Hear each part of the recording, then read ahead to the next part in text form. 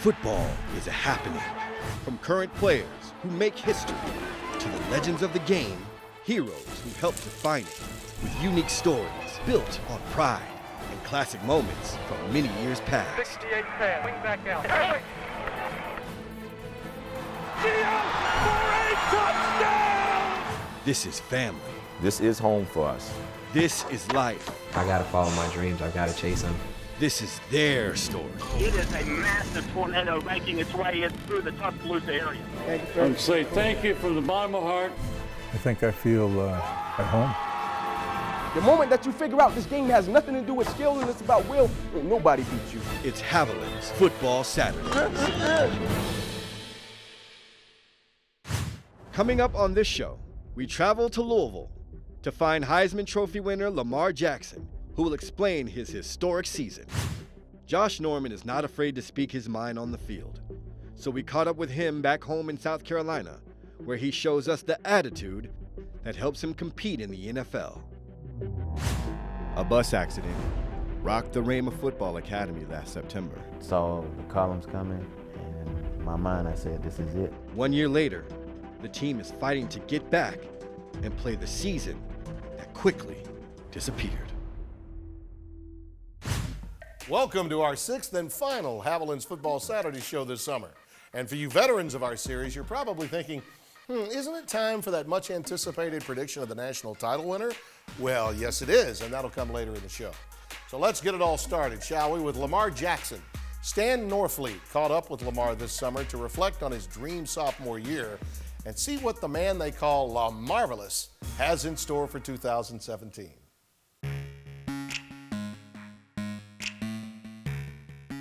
So Lamar, I know this part of the country. Yeah. This is college hoops country. But next door, there's a trophy in a case that says, we acknowledge Lamar Jackson as the best college football player in the country. Has that sunk in the gravity of what that means? I wouldn't say it did yet. I'm still going through the process. Just going out and having people come up to me and stuff like that. Right. Can't go certain places, I still got to get used to it. Still hasn't hit me. What do you recall most about that night when you think about it? That night, I would have to say when I was sitting down, with the other electives, selectives, and just, hearing my name called, that was like my heart just started pounding. That's all I really can remember from that night. My heart pounded so hard, like, this can't be real. Dashes up the middle, and he's gone. He is well past everybody, and Lamar Jackson will race into the end zone. He has scored a touchdown, and he has just become the first Louisville quarterback ever to rush for 1,000 yards. If you could put your finger on, like, the most significant reason you had a Heisman Trophy caliber season last year, on or off the field? Well, I put that in my mind. I told my mother after the season that I had my freshman year, I seen my name at the bottom of the list. For that up next year? Yeah, right? the next year. And I was like, I know I can have a shot at it, if I play how I should. And when I started learning, I felt like it'd be a great year. Finds a crack up the middle, he's on the loose again, and he'll go. Jackson to the 20, Jackson to a touchdown, and there is TD number 20. You came in, you were at 101. Are you in 202? Are you in master's program? Are you a Jedi master or whatever? Like, where you at in Bobby P's system? Right now, I ain't gonna say I'm Jedi, but I'm learning. I'm learning. You advanced? Yeah, I'm advanced now. Before for my freshman year, I'm a lot advanced now. Yeah.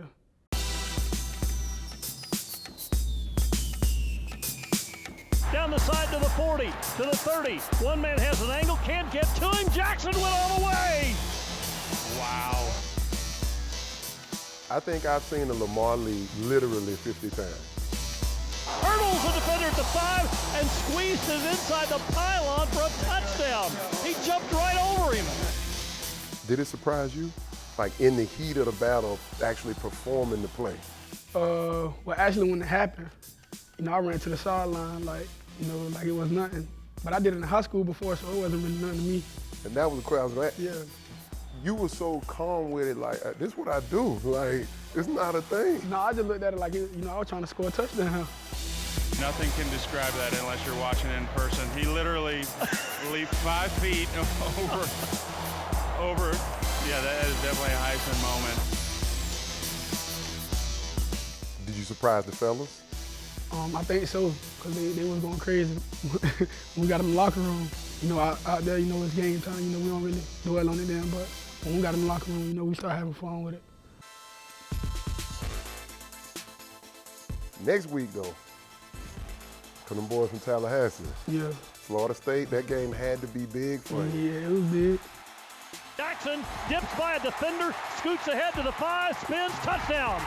He stayed upright as he dodged and spun and whirled and faked guys all over the field.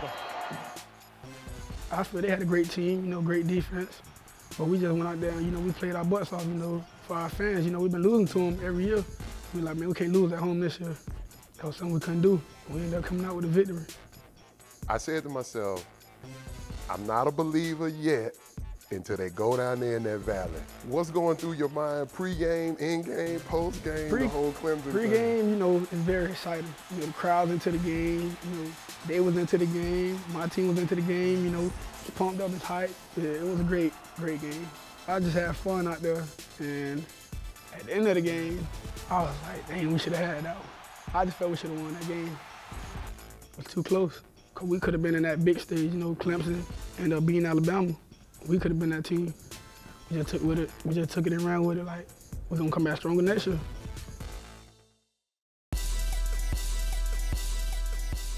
The way last season ended, right?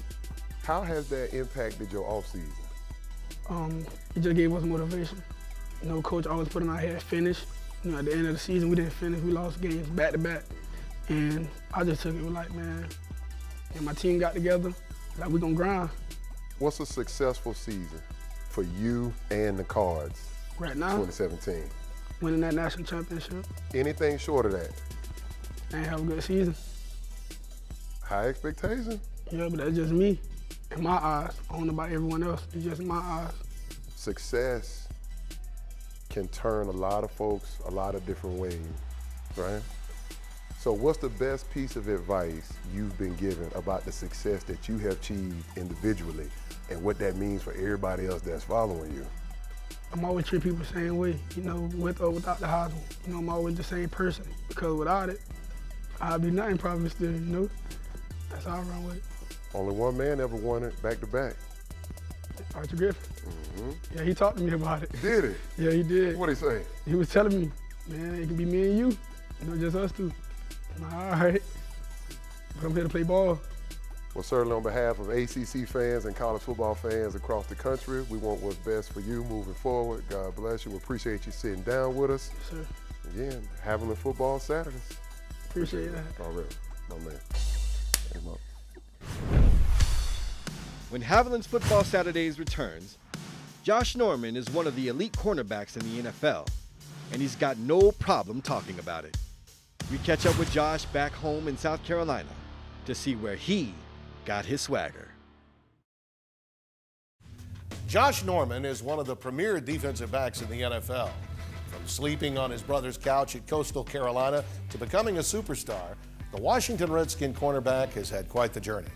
From a small town in South Carolina, Josh's path to stardom is about perseverance and attitude, never forgetting where he started.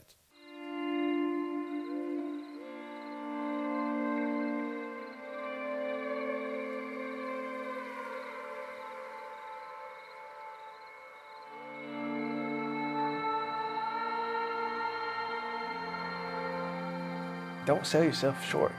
If you really want to be something, go after that. But if you're going to go after that, put 110% into it. All your heart, all your spirit, mind, and might.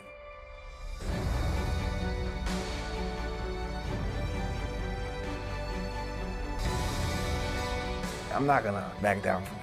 Like, if you're going to hit me, you better make sure I go to the hospital. I'm out unconscious, because if not, you're going to get a hell raiser. And I mean a hell raiser. I'm not going to quit until it's over. Live free, man. Live free and give them hell when you get there.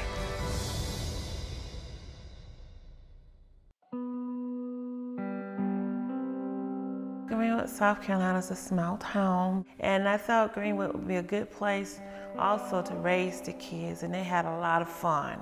They were so close, and they got a chance to explore outside. You know, it was just a connection, and they loved Greenwood. Man, weekend, no school, we just get out in the yard, sun up, sun down. We're out there playing, you know, in the country, man. Going over there and getting away from, you know, what was going on outside of Seaboard. If it wasn't basketball there on the court, it was swimming, or if it was not even swimming, inside of the gym. You know, playing a little bit 4-on-4, 5-on-5, or 21 pickup. Being in that was kind of a safe haven for us, where we didn't get too much in trouble because we went to that place. 5 Strong is 5 brothers, and it's strong enough because over time, we'll battle, we'll beat each other to a pulp, but then we will get up, and the next day we'll be fine, wipe it off, and go at it again. And early on in life, I hated them, but now, going through life, you realize that made you stronger without even realizing it. I see something different. Yeah, he never quit. No matter if he get knocked down, he get right back up, because he got knocked down a lot. As a kid, you know, but he never quit. Josh Norman, as a young kid, he was a feisty man. That feistiness made Josh a star athlete at Greenwood High School, but didn't receive any D1 scholarships. Josh then moved in with his brother Mario, who played at Coastal Carolina. He took courses at a nearby community college and slept on his brother's couch in order to walk on to Coastal Carolina. He wanted to go to community college, you know, train his tail off on the off season, get him a job, come stay with me, and then get in the organization over there at Coastal. And I think I might have told him this too shall pass. That was the defining moment of my life. I think that's where I rose up to become a man. In that moment, I just continued to put my head down and drive, man. Just work so hard to the point where I found myself crying at night on the bed, just like, gosh, we're gonna get through it. And when we do, we'll look back over it all and be like, look, I told you so.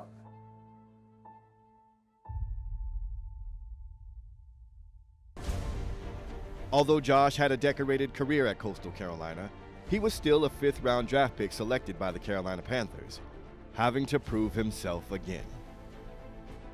And coming around that second year, we ended up blowing the coverage in Buffalo with me and another guy. And after that play, man, it was just, it seems like the weight of the team or weight of that loss was on my shoulders. And I had to eat that humble piece of pie. Like it was force-fed. But it was like, gosh, a knife just getting stabbed over and over again. It was that 3rd year. It was my defining year. It was my time to get on the field. And we get ready to play that old Agent 89. And we go to Baltimore, and he had himself a field day. I went in, and Coach looked at me and was like, do not come out. You go with him wherever you go. That moment, that changed pretty much my path in the NFL for the rest of the time I'm here. The following year was Josh's all-pro season, but started with a brawl in training camp with Cam Newton. They was giving us the business on defense. That offense he had some firepower going. I was like, screw this. So I got on the guy, I got on the slot. He ran up the field, did a little bench route. I saw it. As soon as he threw an undercut, picked it off. Here come Cam, running down the side. Like he was trying to come and tag me off, and I just put my hand out there. And I threw the ball down, and I turned around, walked back. Here come big 6'5". Hey, if you touch me like that again, no, so I'm like, what are you talking about? Nobody ain't touch you. And then he just, you know, he bowled up, so I bowled back. I mean, I didn't see no red jersey. I mean, I didn't see that. I just saw another guy coming at another guy. I was like in the moment of, if you strike me, I'm gonna strike you back. It definitely did make us strong. It definitely did come together more because I trusted and I believing in the guy that was behind that ship, commanded. He had faith in me. I had faith in him. I really understood what they wanted from me. And I took it to another level. And just being that guy that you can look at and be like, oh yeah, that's my alpha dog right there. 2015 was a magical year for Josh and the Carolina Panthers, with Josh becoming a premier player and the team making a run at perfection. Josh found a new foe in New York. He was out here doing moonwalks, doing extracurricular activities that normally you wouldn't do and put on a show. I got the bat. You know we're gonna bring out the bat. The bat was sort of hitting the home run. As soon as we got out there, first play, set it off, bam. Next play, run play. Play is already over there. This guy come at me. Like, whoa, what's going on, dude? Like, chill out. I think he got between me and a safety in the cover 4 beater, and he ended up going down, and I said something, and I was just giving him hell the whole time. And then after that, he came back and shot me in the head again. I'm just like, okay, you must really want hands put on you. I told Coach, take me out of this game, because it's about to get real ugly. It's about to get real physical. I don't care nothing about this. I really don't. I don't care nothing about being out here in this jersey right now. I don't care nothing about his helmet. But if he touched me again, I promise you, I'm gonna bury him. Although 2015 was a historic season for Josh and the Panthers, it ended with a devastating loss to the Denver Broncos in the Super Bowl. In the offseason, Josh Norman was unexpectedly released from the Panthers. I did everything in life in the Carolinas. Taken from that, it's like taking from your home. Just picked up, snatched out, and put in a car and go somewhere else. You put your sweat, blood, and tears into something. Brought yourself up from nothing and you rose up to be a mountain. How would you feel? You know what I mean? How would you feel? And in less than 2 days, picked myself up off the floor and became the highest paid DB in history. And in that moment in time when I got that, I didn't know how to take that. Because this is what I worked so hard, 20 years, over 30 years of my life to get to this moment in time, this platform, this pinnacle that we on, man, to get that and finally hold it up and be triumphant. A split second, I revealed everything that I've been through my life when I signed that. I was just like, wow. And becoming a small fish in a big pond. And now, the fish to be chased.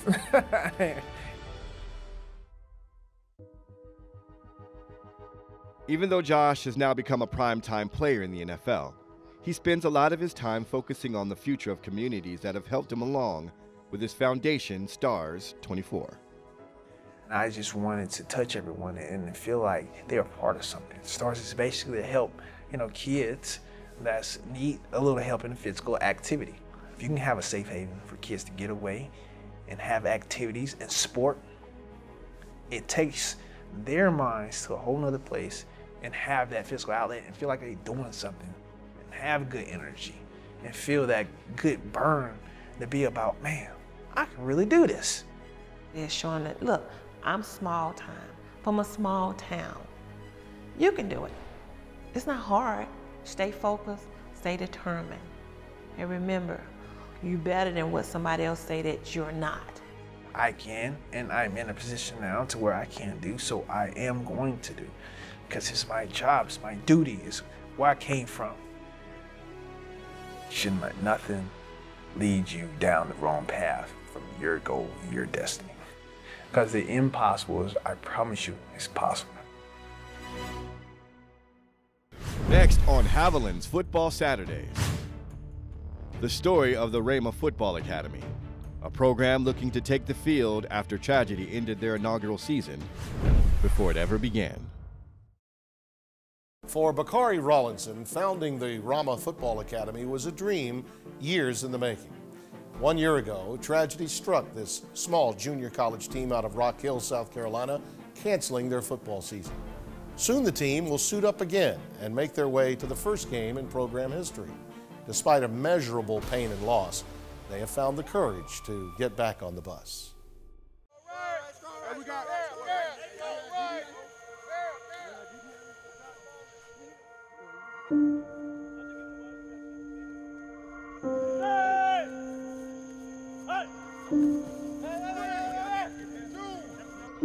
Wait, we don't never quit. We don't never quit. Fight this thing back. Y'all ready? Come on, let's make it happen. Ramah was a city northeast of Jerusalem, and it was the tribe of Benjamin. You know, they had many obstacles they had to go through, and at the end, they ended up coming victorious. Y'all listen up, man. Y'all look good, man. Y'all look good. So we're gonna do our part, and y'all gotta do y'all's part. And a lot of these guys, man, come from places like they had to struggle. And it's like, once we get all together and gel together and show the world, look, man, we can make this happen together. Yesterday was actually the first day that I stepped on this field since the accident. I haven't been back out here. But when I came back out here yesterday, you know, talking to the guys, it just felt like you can almost feel their spirit. This is my brother. That's my brother. That's my brother. Let's break it on down. 1, 2, 3. Right. 4, 5, 6. Ramah.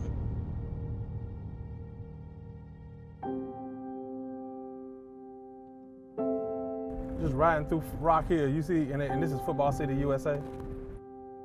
About 20 years. Oh yeah, about 20. I've been around here in Rock Hill about 20 years. It's amazing the type of talent that come out of some of these communities. Jadavion Clowney, Jonathan Joseph, Coach Simpson. I started playing football at York Comprehensive High School and played nose guard and offensive guard. I believe I was pretty good. You can ask Rock Hill High. Back in '93, we beat them pretty good. I ended up hurting my knee. That's like the saddest moment of your life when you find out that I can't play football anymore. I mean, I really love the sport. If I couldn't play it, I said, I'll coach it. I just woke up and I said, hey man, I need to put together an adult minor league team, football team. Well, the team was called the Carolina Scorpions, and then we actually ended up calling it the Rock Hill Scorpions. We was actually pretty good. Our first year we went to a National League Championship. A lot of guys from different backgrounds and all just came together from one cause, the love of the game. It helped reduce crime in the community. We would go out and I had some of the guys mentor some of the kids, and one of the goals was, and we talked about, was transitioning the adult minor league team and become Rock Hill's first college team to help a lot of the guys that were coming out of high school. It took me a span of 3 to 4 years to get everything developed to where I needed to get a complete understanding on, because this is something totally different. And it was a go. With not enough junior colleges, a lot of kids get overlooked. This could change a lot of kids' lives. I was just looking around and I was just trying to find somewhere to go to school. Hopefully I get off from somewhere. I was just scrolling and I seen on Facebook, New Junior College in Rock Hill, and I'm like, Rock Hill. They really had this vision. They really wanted to help these high school guys out, and I think that all of that just kind of played into, let's just run with it. We were going to just actually work locally, and some of the coaches that I had talked to about it, they started having coaches called from out of state. Detroit, Florida, Alabama, Louisiana, Texas. So what I tell the kids is that you have to attend one of the local community colleges in the area. And it just ended up exploding and going far past my reaches that I could even know about. I think next thing I know, we was at practice. Y'all see it, Rock Hill's first real college football program, Ramah JUCO Live. That thing real, ain't it? It's crazy. And out of the 40 guys we got out here, 26 is already top D1 prospects. Because it's my program, this is Ramah Academy. I had to pull over and just start screaming. That's how excited I was. I might have looked crazy on the side of the road, but I did it.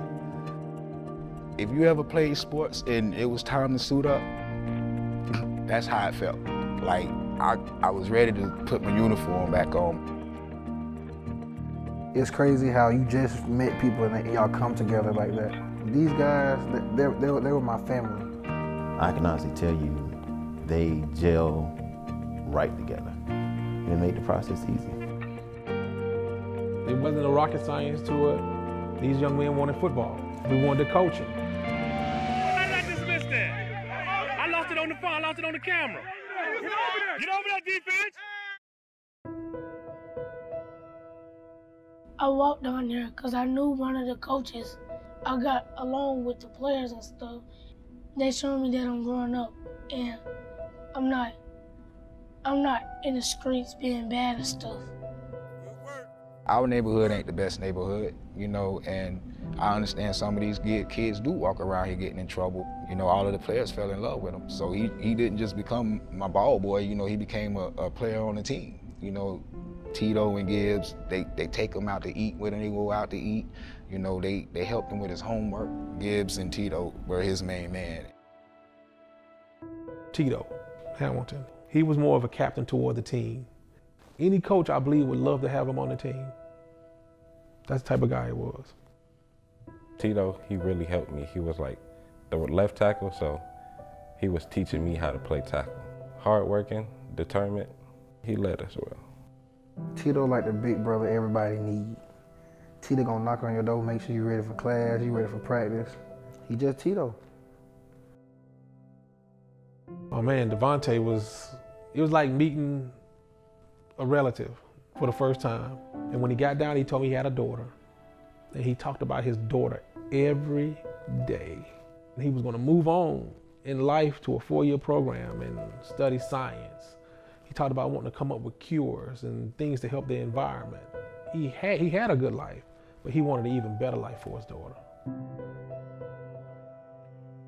We're gonna make it happen as a program. We're gonna make it happen. Rockets first. They got better, they got faster.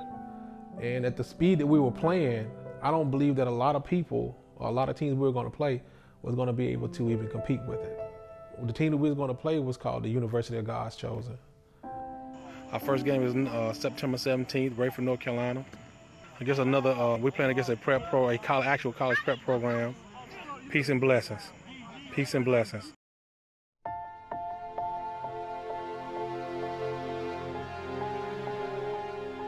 I woke up that morning excited. The game was going to be played right outside of Rockingham. It was going to be around a 2.5, 3-hour drive. Terrell Gateway, that's my roommate, you know. I looked at him, I was like, okay, today gonna be a good day, bro. Everybody bow their head, coach did a prayer. Make sure you make it there safe, make sure you make it back home safe. No injuries, no nothing. In high school, the coaches always sat up front, right? So, 1, 2, 3, 4 are supposed to be reserved for the coaches. I was supposed to have been sitting in seat 1 or 2 because the coach in me wanted to move Gibbs or Tito to the back. But instead of being that coach, I just went and found the next vacant seat. All I remember is Bakari filming the guys. Move forward, run our way. Gibbs, look at him vibe. Look at Gibbs vibe. Game ready. Game ready. That's what we talk about. That's what I'm talking about. See that dude right there with the toothpick in his mouth. That's Big Tito. Look at it. Everybody was quiet. Everything was peaceful. Then you heard pow. And it was like a bomb, like and when that tire blew, it sent the bus with a swerve in a quick left. And it felt like the bus was gonna flip over. And I saw the columns coming, and in my mind I said, this is it. And then I felt, I felt Devontae grab my leg. I felt that. And I remember turning, as I was turning, I seen Tito. And then it went black.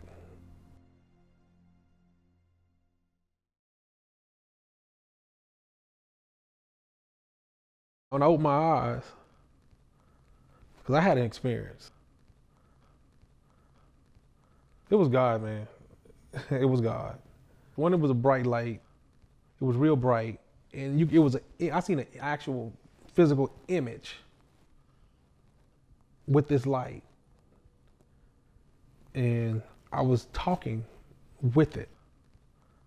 And then I looked over to my left. I seen one of the young men crying. And he said, I'm not ready to go. I still got to do things for my daughter. Then The other one, he said, hey man, it's gonna be okay. We're in a better place now. And I remember saying, hey, but what about these kids? What am I gonna do now? I remember that. And then I felt like I was being touched. And I was being charged, like with a energy that you can't even explain. And then I was whisked into this light. And I'm here today.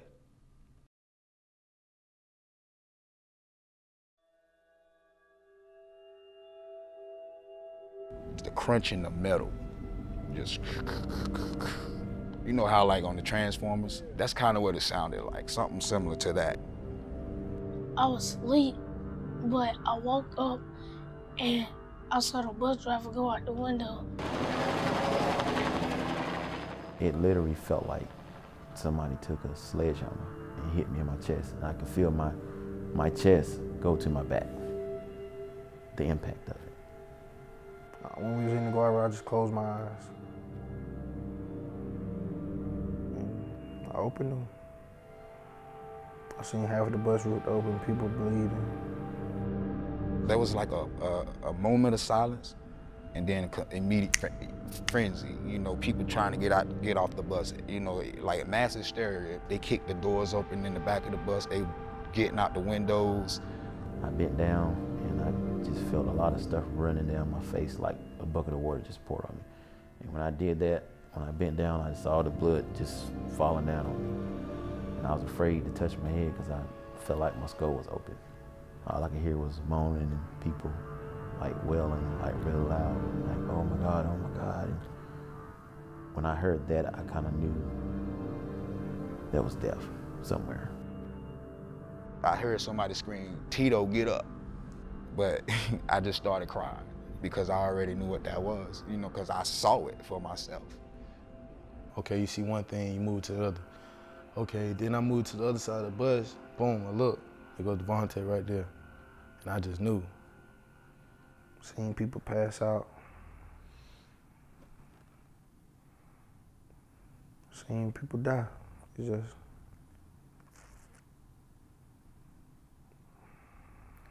It's just something, you know,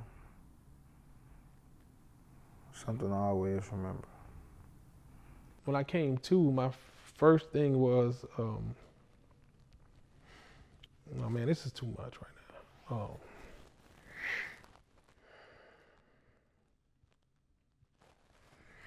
Oh God. Across the Carolinas this morning, at least 4 people are dead and more than 40 injured after a charter bus carrying student athletes crashed in North Carolina. 19-year-old Tito Hamilton and 21-year-old Devontae Gibson were killed in the crash. Also killed the 43-year-old bus driver, Brian Kirkpatrick. Next thing I know, I'm on a helicopter, flying to UNC Chapel. And the whole time on the helicopter, I was just weeping, just thinking about other people. When I saw it, it was hard to believe that, especially the side that the impact took place at, that there were anybody on that side that survived, to be honest. Part of the guardrail was going through the seat that he was sitting at. Was in the hospital for a day. That next day he left out, but he was trying to get out early because he was trying to figure out where everybody else was. I do remember telling my wife, if I lay down any longer, I'm gonna die. So I got up and left. I had to go check on those kids. I had to check on them, make sure they was okay.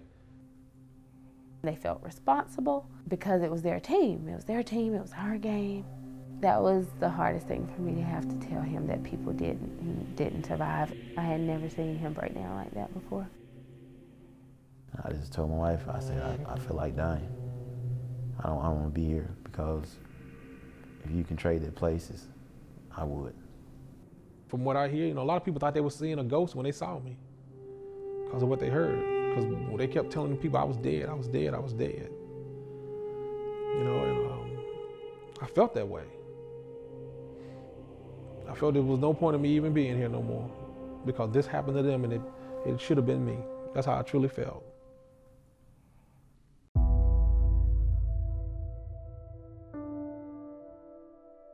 I'm trying to be normal, but it's hard to be normal. Last night I slept probably 3 hours. Probably 3 hours last night. Why is that? I was on the bus. I wake up and I'm there, and I don't want to be there, but I'm there. Question was, is the season over? He like, oh, most definitely. I'm like, most definitely. So I was just kind of upset. I think we end up sustaining 34 injuries. That ended our season from the injuries we had. We was not able to participate. I was like, no, why I gotta be canceled? Why we can't just wait a month or two? They said the whole season gotta be canceled. This bus accident was like a whole lot of supernatural stuff that was happening that you can't even explain it. Tito, he was with me for about 2 weeks after this accident, just talking to me and telling me that we helping people, you need to continue to help people. Just so I'm understanding correctly, for 2 weeks? Yeah, he was talking to me for 2 weeks. People might, yeah, you can say what you want, he was talking to me for 2 weeks about continuing the program. It was very crazy, and I just, sometimes I just couldn't believe it. But then I turn around and he's there talking. Did you ever see anything? I mean, I seen shadows. A few of the guys on campus saw him walking around the campus. A few of the guys saw Devontae walking around campus. Yeah. We used to practice at the park. After the race, we used to go to the park about 4 or 5 times a week, me and my roommate. And we was out there one night just talking, you know, just sitting around talking. And I seen Tito and Gibby throwing the football, but it was like they were angels. I ain't question it, but I couldn't explain it. Like I was trying to tell my roommate, he was like, bro, I don't see anything. But I couldn't explain it. No, I didn't see it, and he told me, I was like, I don't see it. Like, I was looking hard too. I could not see it. I believed him. You did believe him? I did. Why? God is real.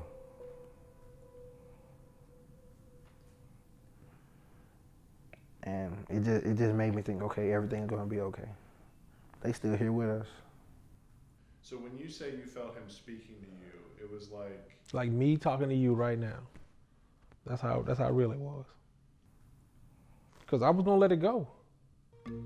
Because this tragedy happened, you know, because we were blessed to make it happen the first time.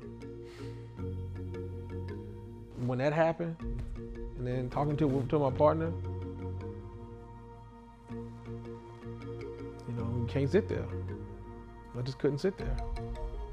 The response to the kids were basically calling us, Coach, I want to come to your program. You can't give up on that. You can't. You started this. You can't give up on it. Because I've been entrenching myself with getting everything prepared. So I mean, it helps. It helps to forget about it. We lost everything. I mean, you had uniforms that were ripped and torn. You had helmets that were crushed up like confetti. Shoulder pads that were bent up into pieces. He's doing this out of his own pocket. He paying for it. Jerseys out of his pocket, mouthpieces out of his pocket. It's almost like a group of sons he has. He felt like he owed it to them to come back. It's a lot of work to put into a team in general. They came back to do it again, to make this program what it should have been last year. 9 out of 10 times, a lot of people just quit. All my respect went out to them. So anything they needed me to do this year, I was all for it. I had my doubts, but I'm here, and I'm all with it. I can't just leave my brothers. Can't leave them. I can't leave them. Yeah, for them to been through they went through, and for them to keep this program going, they show me that they really care and they want to build this program, and I'm gonna help them build it. It felt like it was a long time ago. This is a long time coming, and I'm excited about it. But we trying to push last year behind us and move forward right now. That's our main goal. helping them chase that dream. Chasing my dream a little bit too. We're back. We're coming back, and we're going to be stronger than ever. What we're doing and to get the joy on those kids' face is what motivates me to keep pushing. That was excellent. They showed 100%. This year we might have a good year. If you decided to come back, it's already in your mind, like, why would we just have a mediocre season? This life is real, and like, you could be here 1 second and be gone the next. That's it. Hold it up. What y'all waiting on? Y'all want to keep going? Let's go. All right, y'all want to go. Yeah! Let's go. Let's go. That's what I like. Let's go then. It's going to show people that we are more than conquerors. And I believe when we win that first game, it's going to soothe a lot of that pain that we had. And that those guys are going to live through this.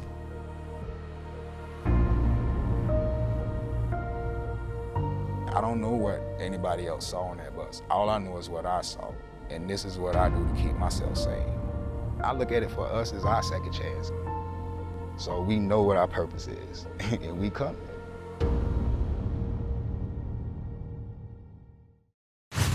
It's that time of the year. Final segment, I get to actually tell you who's going to be in the Final Four of the National Championship College Football Playoff. Number 4, they return the kitchen sink. I think they're going to win the Big 12. Mike Gundy's got a brand new contract in Stillwater. Look out. How about them Cowboys at number 4? Number 3, Alabama. Crimson Tide, you got to pick them. Number 2, Buckeyes of Ohio State. Got a new OC. Kevin Wilson will solve the Buckeyes' offensive woes of a season ago. And number 1, USC. Go with the Trojans. To check out exclusive videos from this show and past stories from our series, go to footballsaturdays.com. For our entire Raycom sports staff, I'm Tim Brando. Enjoy the season.